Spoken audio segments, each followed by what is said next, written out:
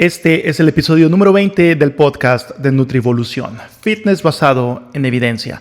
En este episodio voy a estar hablando acerca de qué tan acertadas o no son ciertas recomendaciones que se nos emite en materia de nutrición al público general, dígase por parte de las instituciones de salud, del gobierno, todas estas instituciones encargadas de mandar mensajes a la población acerca de cómo podrían optimizar su alimentación para fines de salud y también para fines de estética corporal. Y ya también estaré hablando un poco acerca de qué podría pasar en fines de rendimiento.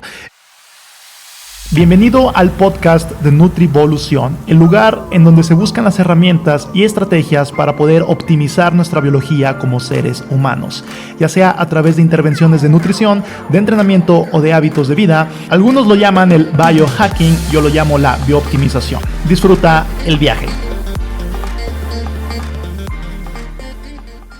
Y antes de comenzar, quiero pedir una disculpa o dar un agradecimiento por haberme esperado en estas semanas que no ha habido episodio nuevo de podcast. Este es el episodio 20, ha habido 19 episodios previos a esto. Sin embargo, este es el primer episodio que también estoy subiendo a la plataforma de YouTube en formato también de video, que básicamente solamente soy yo hablando. Así que lo principal en esto es el audio. Puedes hacer otras cosas mientras pones el video o mientras escuchas el podcast, pero me he dado cuenta de que muchas personas que han seguido mi trabajo en el canal de YouTube no están del todo enteradas que también tengo un formato de audio, un formato de podcast en el que estoy hablando más a fondo de ciertos temas, dígase nutrición, entrenamiento, salud, etcétera, o en el que puedo entrevistar a personas que complementan o que nos aportan muchísimo sobre la mesa en estas temáticas. Así que bueno, esta es la primera vez que lo subo aquí a YouTube, y si eres de YouTube, te invito a que cheques los canales en Spotify, o dígase el podcast en Spotify o en iTunes o en mi sitio web de nutrivolución.com. Y también les informo que tengo pocos lugares disponibles, están abiertas nuevas plazas, pero son pocas, para el servicio de coaching online. ¿En qué se basa? Rápidamente se basa en trabajar conmigo de la mano en busca de tus objetivos en cuestión de nutrición y en cuestión de entrenamiento. Entonces básicamente es una asesoría totalmente personalizada, donde estamos en constante contacto y donde vemos la forma de llegar a tus objetivos, y si los objetivos también son factibles, cómo podríamos llegar a ellos y todo lo que implique la planeación para dicho fin. Entonces, esta es la primera. Y el segundo aviso es que, y esto viene muy de la mano con el tema del día de hoy. Y vean, les informo. De hecho fue ayer día lunes, hoy es martes, subí un video en donde explico una nueva saga de videos de YouTube que voy a estar subiendo, que básicamente es parte de un protocolo de investigación en el cual yo estoy siendo parte, pero que también yo dirijo.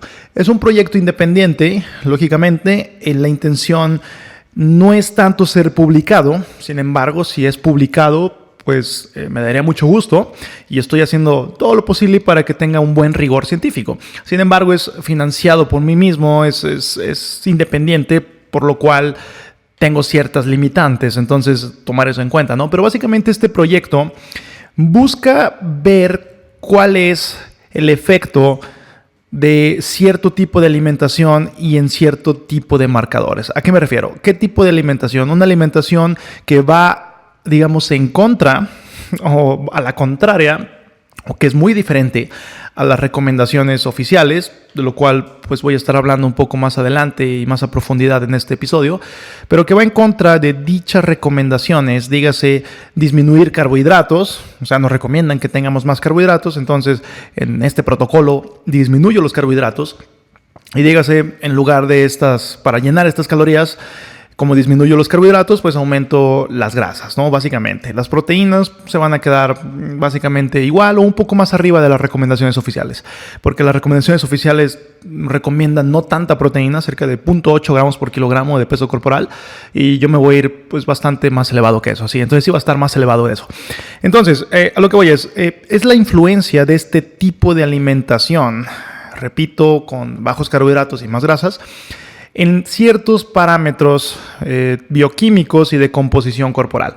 De composición corporal, pues bueno, lógicamente estamos buscando ver cómo cambia el cuerpo. Se va a hacer una medición DEXA, un escaneo DEXA, densitometría dual de cuerpo completo, en donde vamos a ver cuál es la proporción de grasa, músculo, de una forma más precisa, mucho más precisa. Se habla de que el DEXA es el estándar de oro en términos de composición corporal, entonces es mucho más preciso que antropometría y los demás métodos que pueden estar a nuestro alcance.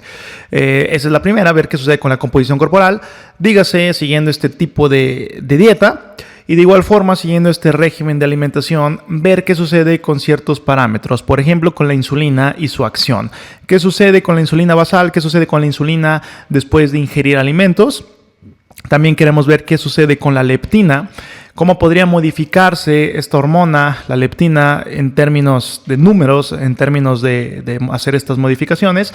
Y también se busca medir el índice, o dígase las concentraciones de glucosa y de cetonas, y de ahí se toma el índice, o sea, la relación entre una y otra. Entonces, estos parámetros y algunos otros parámetros bioquímicos que en este momento no tengo en mente, pero que también van a ser evaluados, pero principalmente estos parámetros nos van a servir para checar flexibilidad metabólica. Dígase cómo nuestro cuerpo está empezando a utilizar sus sustratos energéticos para, dígase, producir energía, ¿no? Entonces, ¿cómo puede esto beneficiarse o no cuando nosotros llevamos a cabo un protocolo pues de bajos carbohidratos y de elevada grasa? Que no es tanto como una dieta cetogénica, me refiero a la restricción de carbohidratos, no es tanta como en una dieta cetogénica. Sin embargo, sí es algo que pues es considerablemente abajo a comparación de las recomendaciones oficiales. Ese es a muy grandes rasgos el protocolo en el que estoy trabajando. Somos 4 personas las que vamos a estar siendo evaluadas en todo esto. Y bueno, si quieren estar al tanto acerca de qué sucede, de los detalles, de las comidas, de las mediciones, de cómo me voy sintiendo, principalmente yo, porque pues lógicamente tengo más acceso a estar compartiendo esto, ¿no? Porque tengo la cámara y puedo yo estar compartiéndolo de manera muy rápida. Entonces, ¿cómo va a estar el progreso? ¿Cómo voy a estar sintiéndome y todo esto en esta nueva saga de YouTube? Dicho esto, aquí puedo vincular mucho el tema del cual voy a estar hablando el día de hoy. Pero antes de pasar ahí, se me olvidaba comentarles que parte del protocolo, lógicamente son 8 semanas siguiendo este régimen, como les acabo de explicar. Sin embargo, para tener un inicio estandarizado, van a ser 2 semanas que va a ser lo contrario, o sea, 2 semanas siguiendo las recomendaciones oficiales. Dígase, más carbohidratos y mucho menos grasas. Entonces, bueno, la idea es evaluar qué sucede, tener un inicio estandarizado y hacer mediciones a lo largo del tiempo para ver el progreso o la evolución o cómo se van suscitando los cambios en el trayecto de este tiempo en el que se va a estar llevando a cabo este tipo de alimentación. Ahora sí, dicho esto, puedo pasar un poco de lleno al tema de hoy, que se relaciona mucho con esto que les acabo de comentar. De entrada, hay que tomar en cuenta que la ciencia de la nutrición es una ciencia bastante confusa y que muchas cosas de las que se recomiendan y de las que se dicen no están tomadas como ley, o más bien no están establecidas como ley. Pueden ser tomadas como ley, y ese es el problema, cuando las personas piensan que ya está todo clarificado y que ya está todo definido y establecido, y que lo que se dice de forma oficial es la manera correcta de hacer las cosas en materia de nutrición. Sin embargo, no hay nada estipulado como ley, o si hay algunas leyes, podrían ser muy pocas y muy contextuales. ¿A qué me refiero? Por ejemplo, la recomendación de las grasas. Voy a comenzar con ese punto. La recomendación de las grasas es algo que ha generado mucha controversia. Si yo me remonto en los 70s, 80s, 90s, pues sobre todo 70s y 80s, era la época antigrasas. Era el enemigo número 1. Esto tiene mucho que ver con el estudio de Ancel Keys de los 7 países, que hay controversia en él, que hablo acerca de este tema en mi libro La ciencia del ayuno, por si quieren checarlo y meterse más a fondo. Sin embargo, tiene mucho que ver con esto. Se relaciona que el consumo de grasas puede tener ahí cierta implicación cardiovascular, y pues bueno, se dice que el consumo de grasas es particularmente malo. Ahora, ¿qué sucede tiempo después? Ahora, si nosotros volteamos a ver las recomendaciones no oficiales, sin embargo, las recomendaciones independientes de gente que está haciendo estudios, de autores que están ahí buscando más allá de las cosas, y empiezan a arrojar que realmente las grasas pues no son tan culpables como se creían, y que probablemente los carbohidratos sean más culpables de lo que se decía, porque bueno, las calorías tendrían que venir de algún lado, y si tú estás restringiendo tus grasas, pues entonces tendrías que estar aumentando gran cantidad de carbohidratos. Dicho esto, las recomendaciones nos dicen que las porciones de carbohidratos o de cereales que nos aportan principalmente carbohidratos tendrían que ser bastante elevadas. Tendrían que estar ahí en, si mal no recuerdo, 10, 12 porciones al día, que para gran cantidad de personas, por el estilo de vida que llevamos, dígase sedentario, dígase con obesidad, o para una cuestión estadística muy general, la gran cantidad de personas no se beneficiarían de meter tanta cantidad de porciones de cereales. Dígase que no sería realmente necesario.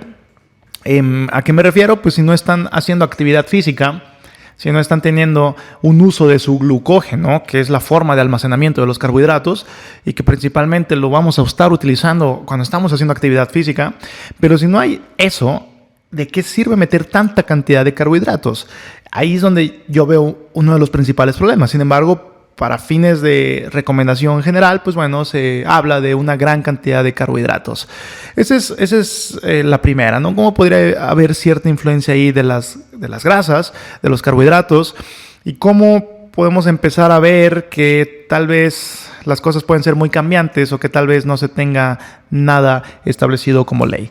Otro de los puntos que vale la pena mencionar de la ciencia de la nutrición es que también puede haber una variabilidad individual bastante importante.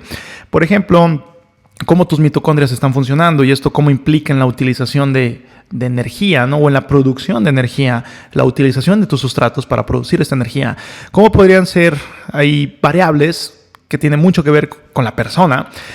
Otro punto, por ejemplo, es la microbiota, que de igual forma nosotros, cada uno de nosotros tenemos una composición de microbios muy distinta en términos muy generales, y esta composición de microbios también puede ser muy determinante para fines de salud, para fines de cómo nosotros, incluso nuestro estado de ánimo, porque se ha vinculado con cuestiones a nivel sistema nervioso, con estado de ánimo, con depresión, con enfermedades neurodegenerativas, una mala microbiota.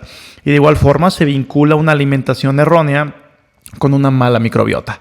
Y adelantándome un poquito, ¿qué podría significar una alimentación errónea? Bueno, en este contexto, siguiendo la línea de los carbohidratos, se habla de que el gluten, en específico esta proteína del trigo, podría tener una implicación negativa, sobre todo cuando es mucha la magnitud, y más bien la frecuencia y la cantidad de gluten que pudieras estar consumiendo. Pues bueno, se habla de que pudiera tener un impacto negativo en la microbiota, que podría ser un alimento que podría inflamar, podría tener ahí una disbiosis, o sea, una mala proporción entre tus microbios buenos y los microbios malos que no quisiéramos tener.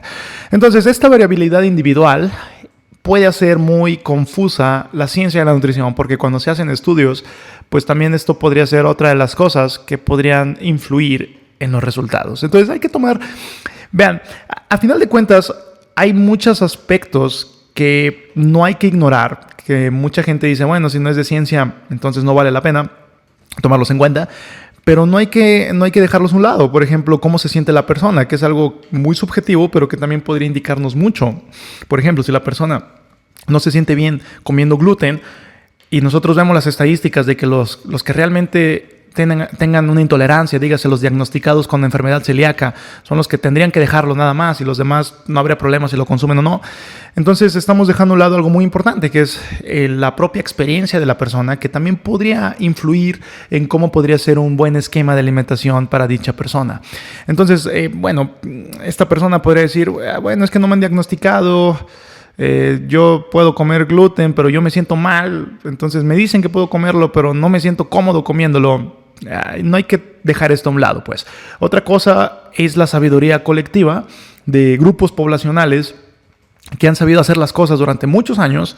Sin embargo, hoy, por el ritmo de vida, por la globalización, por toda la industria alimentaria, por las recomendaciones oficiales, todas estas prácticas, todas estas costumbres en materia de alimentación y nutrición, pues se están dejando a un lado, ¿no? Preparaciones como los caldos, por ejemplo, que son un alimento del cual ya se ha hablado en este podcast, ya lo he tocado en ciertos videos de YouTube, incluso tengo un tutorial para enseñar o para mostrar cómo se podría elaborar un caldo de pollo, pero que a final de cuentas esta preparación ancestral, digamos, algo tan básico, puede ser tan nutritivo, puede ser tan fit Y me llama la atención cómo muchas personas pudieran pensar que esto no tiene nada de fit y que solamente la pechuga podría ser la fit. Pero bueno, este es un tema que he hablado mucho más a profundidad en otros episodios.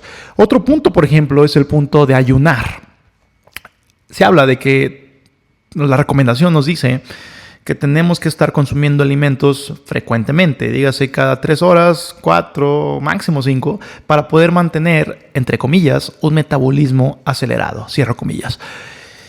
Se ha observado que esto no es así, que las cosas no funcionan así. Si tú comes más veces en el día, pero si las cuestiones de calorías son las mismas que si tú comes con menos frecuencia en un día, pues no va a haber ahí realmente una diferencia en cuestión de el metabolismo o de la energía que tú pudieras estar utilizando para digerir dichos alimentos. Así que no importa, y este es otro punto importante porque muchas personas no tienen mucho tiempo para poder prepararse algo que los vaya a nutrir bien en la mañana. No, simplemente no tienen tiempo, pero por esta idea que piensan que obligatoriamente tienen que tener un ingreso de alimentación al inicio, justo después de levantarse en la mañana. Entonces esto puede provocar más estrés, puede provocar que la persona no se sienta cómodo con esto, se prepare cualquier cosa o incluso pueda comer cualquier cosa que normalmente no comería, pero como tiene que comer algo, porque así se lo dijeron y así es como la manera correcta de alimentarse, entonces así lo tiene que hacer. No, a final de cuentas, no importa, y de hecho, bien aplicado y para obviamente de una manera muy general, pero para la mayoría de las personas saludables, de forma bien aplicada, tener estos periodos de no alimentación un poco más prolongados de lo normal podría ser de beneficio. Y de igual forma, tengo un libro donde hablo un poco más a fondo acerca del ayuno, dígase, la temática central de dicho libro, que es la ciencia del ayuno. Entonces, si quieren checarlo, dejo el enlace aquí en la descripción, pero básicamente no te apures que la recomendación te diga que tengas que estar comiendo frecuentemente o que tengas que comer alimento primera hora del día, justo al despertar, si no lo sientes cómodo así, si no te da hambre en las mañanas o si no tienes tiempo para poderte preparar algo de calidad. Y otro punto aquí que también hay que tomar en cuenta es que vivimos en una época del nutricionismo. Nutricionismo, dígase que muchos de nosotros podríamos enfocarnos más en nutrientes que en alimentos y al final del día ambos son importantes. ¿A qué me refiero? Por ejemplo, si tú ves una etiqueta de un producto que dice que no tiene grasa, mucha gente podría llegar a pensar que eso es bueno porque la grasa es mala, ¿no? Obviamente, pues es la preconcepción o la idea que se tiene, la idea preconcebida más bien. Y piensan que la grasa es mala y este producto entonces va a ser bueno porque es libre de grasa. Eso es a lo que me refiero, ese es el nutricionismo. O por ejemplo, un producto que categóricamente no es adecuado para la mayoría de las personas, como una bebida alta en azúcar, pero que dice que tiene antioxidantes por la manera en la que está elaborado, pero vemos que tiene 60 gramos de azúcar por 500 mililitros. Entonces es algo elevado. Y es algo que no va a ser para la mayoría de las personas adecuado, va a ser un ingreso de calorías muy elevado, va a ser una respuesta en la glucosa y en la insulina que para muchos podría no ser deseable o que a largo plazo podría tener ahí secuelas negativas. Entonces, las etiquetas nos gobiernan en este sentido y el objetivo no es ese, el objetivo es que nos gobiernen los alimentos y regresar a una alimentación mucho más natural y alejarnos un poquito de los nutrientes, que son importantes, por supuesto que lo son, pero al final del día, si manejas ciertos estándares en cómo llevas tu alimentación con alimentos, pues la nutrición o los nutrientes como tal ya estarían cubiertos en su gran mayoría.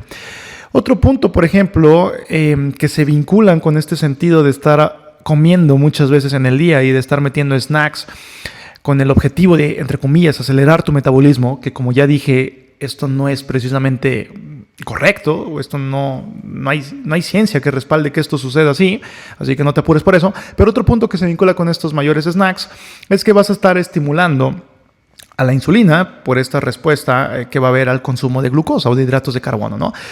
Bajo este sentido también, esta sobreestimulación podría vincularse con eventuales problemas de resistencia a la insulina. Le estás llamando a cada rato a tu insulina y puede llegar el punto en el que ya no responda como debería de responder o como se esperaría que respondiera.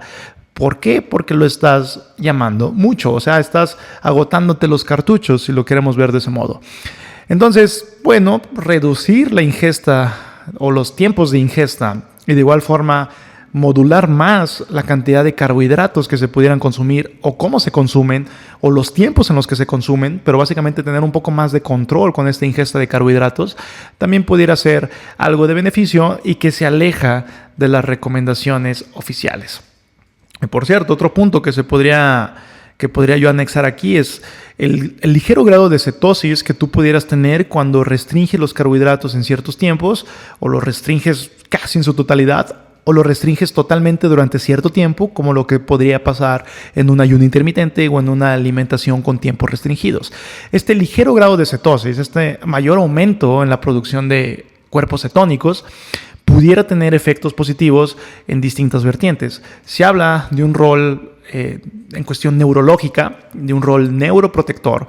Se habla de que, por ejemplo, ciertas condiciones como epilepsia, como Alzheimer, como Parkinson, pudieran beneficiarse de una alimentación muy baja en carbohidratos. ¿Por qué? Porque el cerebro empieza a utilizar más beta-hidroxibutirato, uno de los principales cuerpos cetónicos, el que para muchos podría ser el principal, y esto podría poner en otro tipo de modalidad a tu cerebro en cuestión de cómo está funcionando y del combustible que le está dando energía, y esto podría tener beneficios peculiares. Entonces se habla de un rol en cuestión neurológica, también se habla de un rol en cuestión de resistencia a la insulina que podría asociarse con una mejoría en cómo la insulina está trabajando, en cómo las células captan esta glucosa. Y de igual forma, en los niveles de glucemia se podrían estabilizar, siendo el caso de que la persona tenga niveles más elevados de lo normal de glucemia antes de seguir este protocolo bajo en carbohidratos.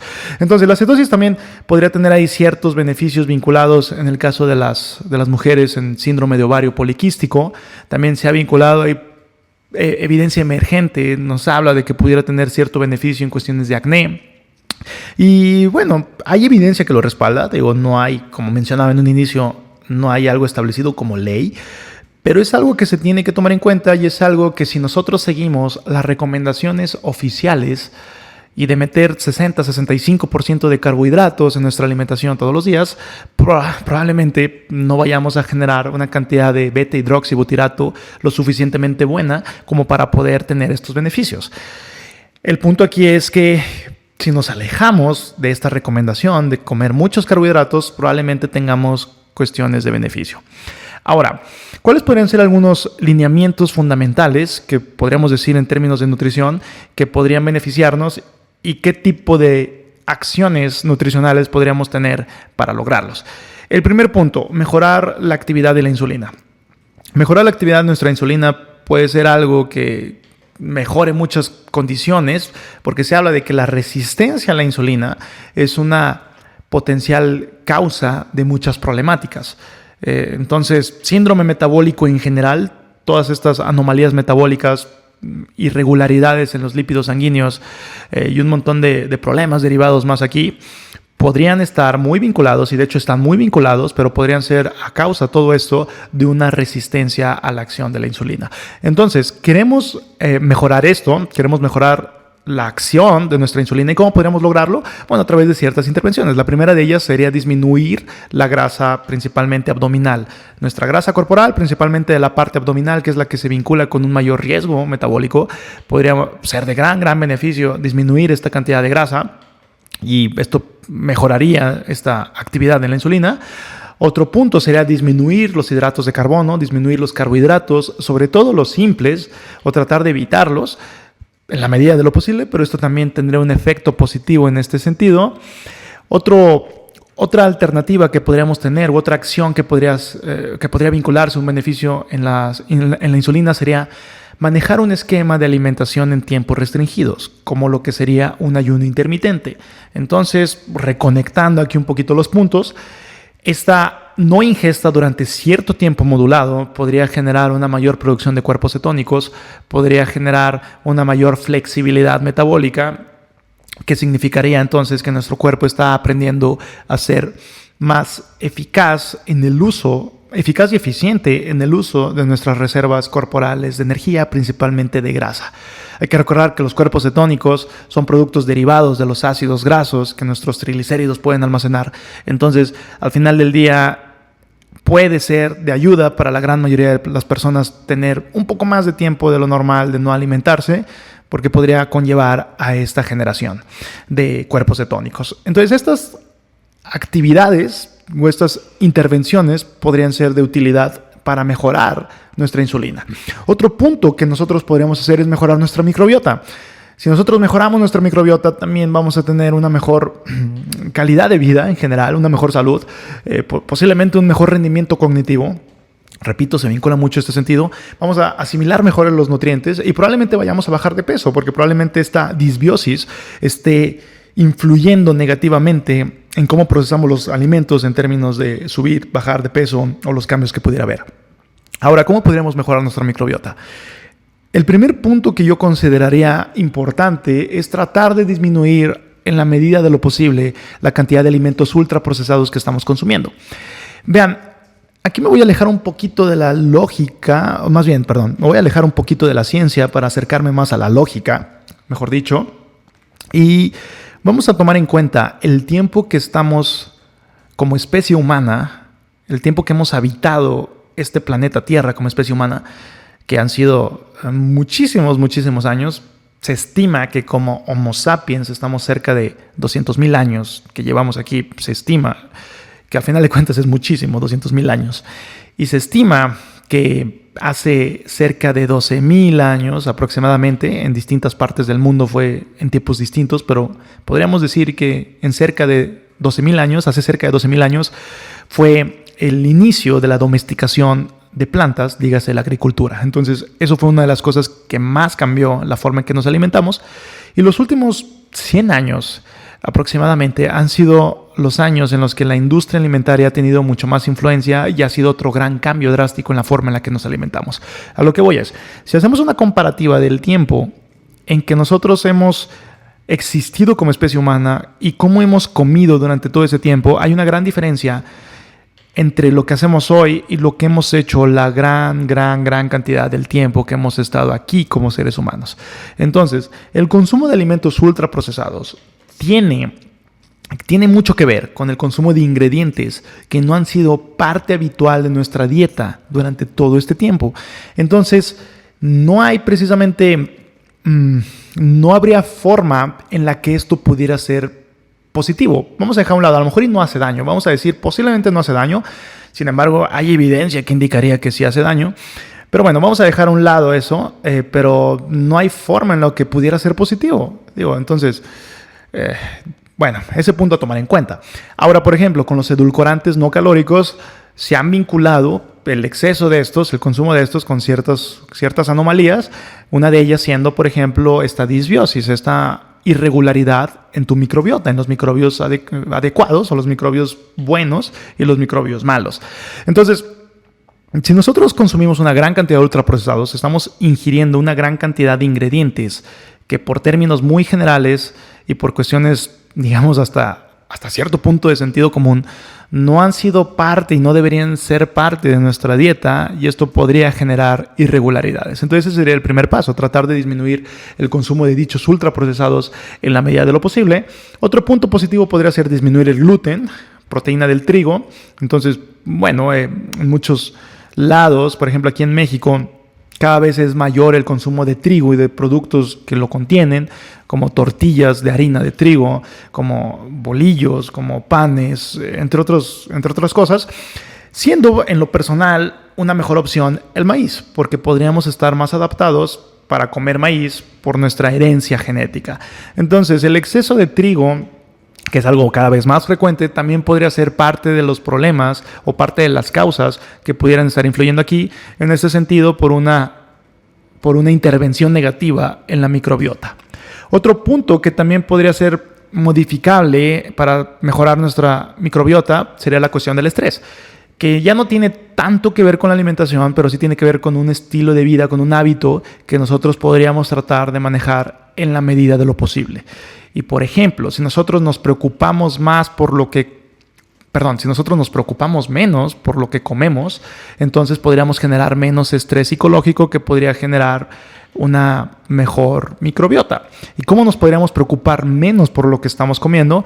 Pues bueno, aquí es donde hacer un esquema de ayuno intermitente también podría ayudar, porque te olvidas de comer durante cierto tiempo y ya cuando tengas más acceso a los alimentos o cuando tengas más facilidad de prepararte cosas que pudieran ser muy nutritivas, pues aquí sí lo haces y listo, pero no estás mentalizándote de que tienes que estar llevando toppers a donde trabajas o de que tienes que estar cocinando cada 3-4 horas o llevando muchos alimentos.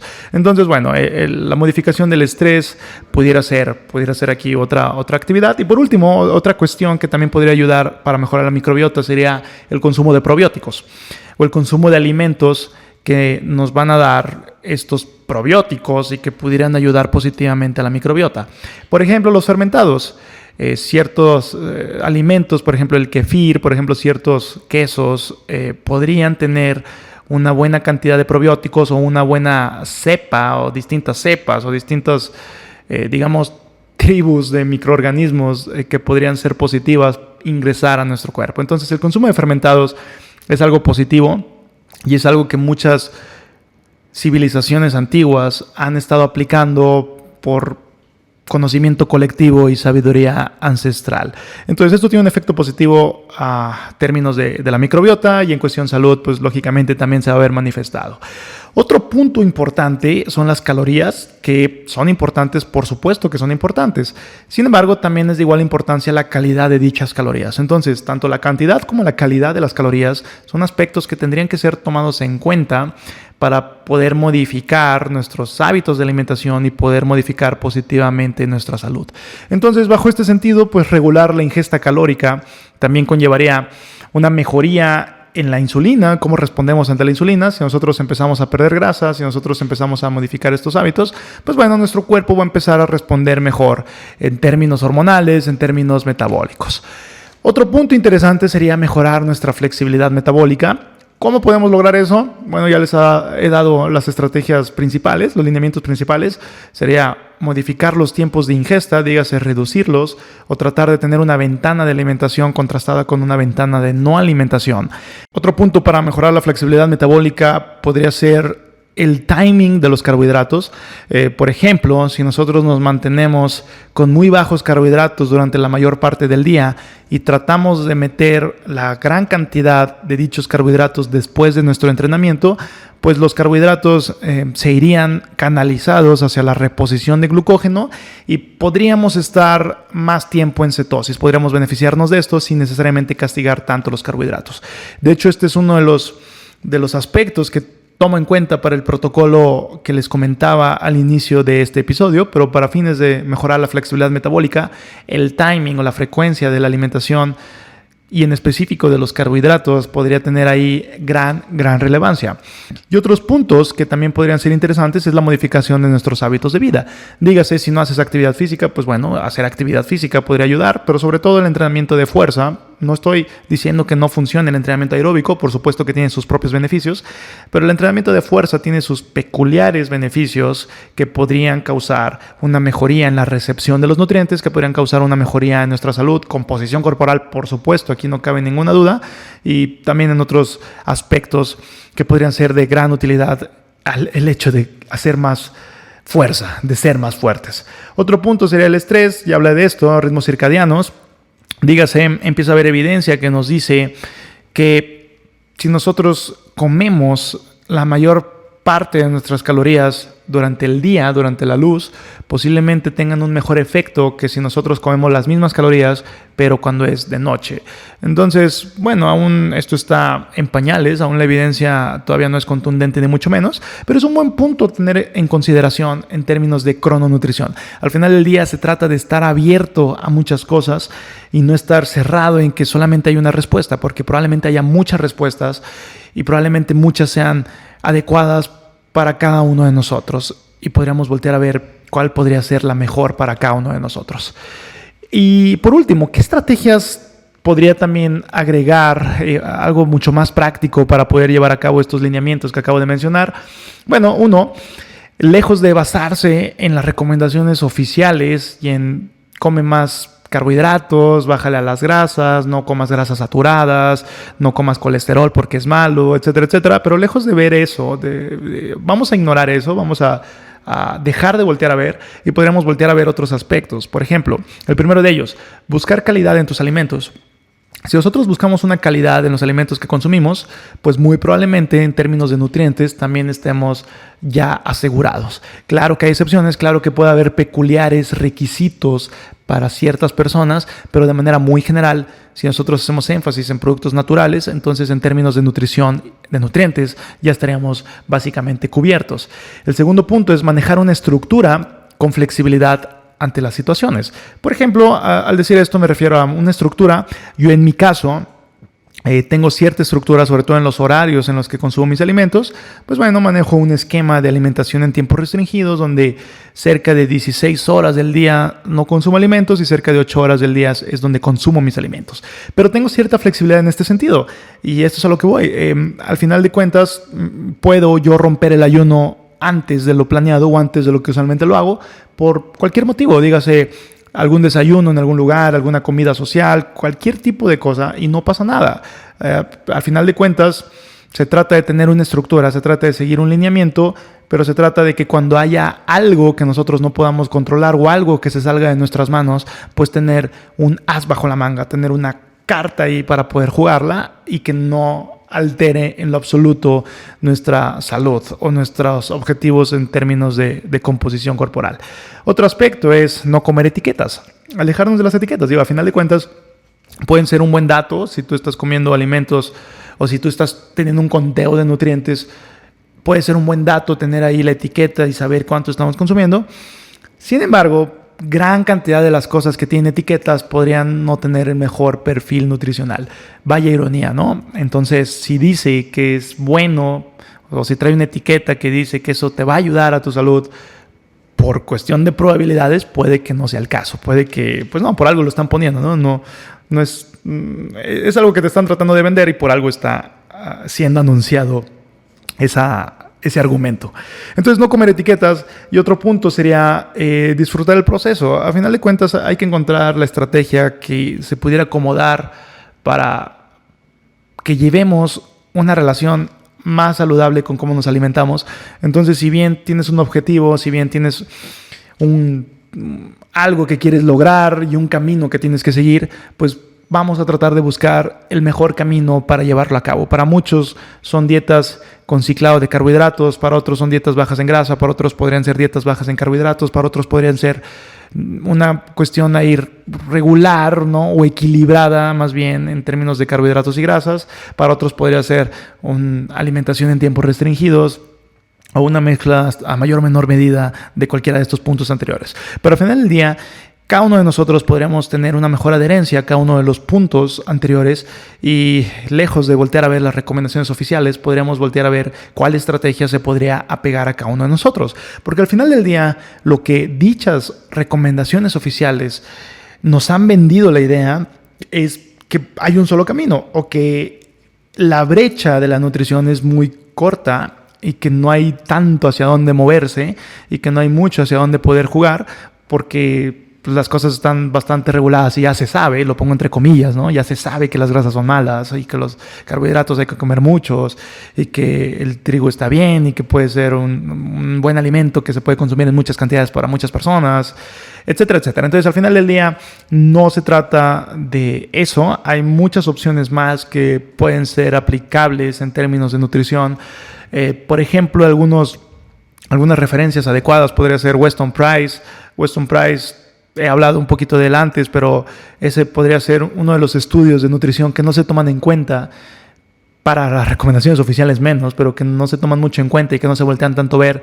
Sin embargo, nos dice mucho. Nos dice de una alimentación que llevaban ciertas tribus o ciertos grupos poblacionales que vivían un poco más a la antigüita, entre comillas, más como cazadores-recolectores, y que tenían beneficios y que tenían un buen estado de salud y que tenían una buena dentadura y que tenían ahí pues cosas muy peculiares que no se observan de manera estadística en poblaciones globalizadas como donde vivimos actualmente. Así que hay mucho hacia dónde poder movernos y el término y el concepto de suplementos, que también se podría vincular aquí, es un tema bastante amplio que se podría anexar a esto como una ayuda a la alimentación, pero lo menciono porque también en las recomendaciones oficiales, pues No se habla mucho de cómo podríamos ayudarnos de otro tipo de alimentos, pero actualmente el ámbito de la suplementación empieza a cobrar cada vez más relevancia y también podría ser de utilidad. Entonces, al final del día, no hay que basarnos en estas recomendaciones oficiales porque realmente no tienen un fundamento que los pueda sustentar, porque al final de cuentas son o fueron elaboradas de una manera posiblemente con alguna cuestión de intereses, de cierto tipo de intereses involucrados ahí, y que, bueno, hay que tomar todas estas cosas en cuenta. Y antes de caer en argumentos conspiranoicos, voy a finalizar este episodio, que no es el punto. Realmente aquí la cuestión es voltear a ver la fisiología, voltear a ver los estudios científicos que pueden avalar o no las cosas, y de ahí poder buscar estrategias que pudieran ayudar en una u otra vertiente. Así que este es el episodio de hoy. Los invito a que dejen una valoración en la iTunes Store acerca de este podcast. Sus 5 estrellas van a ser muy, muy bien recibidas y muy agradecidas. Si les ha gustado este episodio, los invito a que chequen más episodios. Están en Spotify, están en iTunes, están en nutrivolución.com. Y los invito a que lo compartan con sus amigos si es que sienten que esta información puede ser de utilidad. Hasta aquí lo dejamos. Nos estamos hablando muy pronto. Y bueno, disfruten el proceso siempre. Sea cual sea la estrategia que vayan a aplicar, apliquen una estrategia que sea lo más disfrutable posible. Nos vemos hasta el siguiente episodio.